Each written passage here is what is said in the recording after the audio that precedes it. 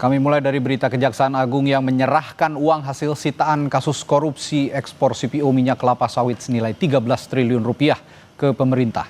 Uang ini dikumpulkan dari 3 terdakwa korporasi, yakni Wilmar Group, PT Musimas Group, dan Permata Hijau Group.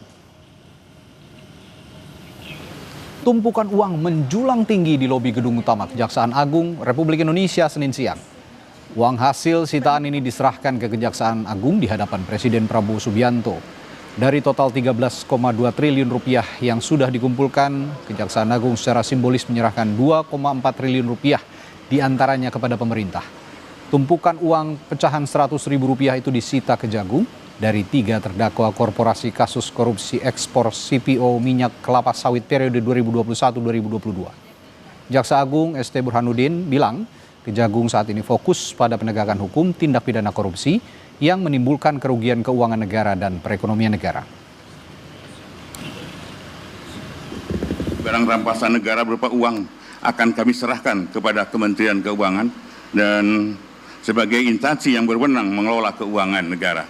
Dan kemarin kami sudah melakukan eksekusinya, tinggal kami secara hari ini akan kami serahkan keseluruhan.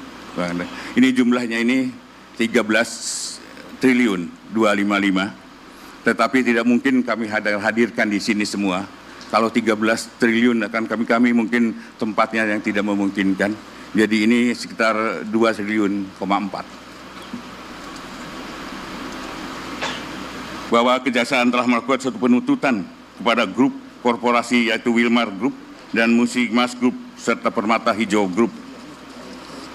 Total kerugian perekonomian negara itu 17 triliun.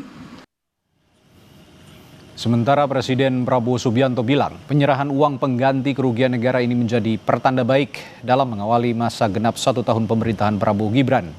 Ia minta Kejaksaan Agung terus menggelar atau mengejar kekayaan bangsa yang diselewengkan agar bisa dialokasikan untuk kepentingan rakyat.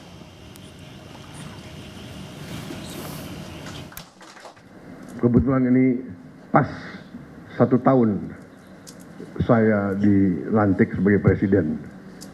Jadi saya merasa ini istilahnya tanda-tanda baik. Di hari 1 tahun saya menyaksikan pemerintah Indonesia, kejaksaan sebagai bagian dari pemerintah Indonesia memperlihatkan dan membuktikan kepada rakyat kerja keras, kerja yang gigih, yang berani,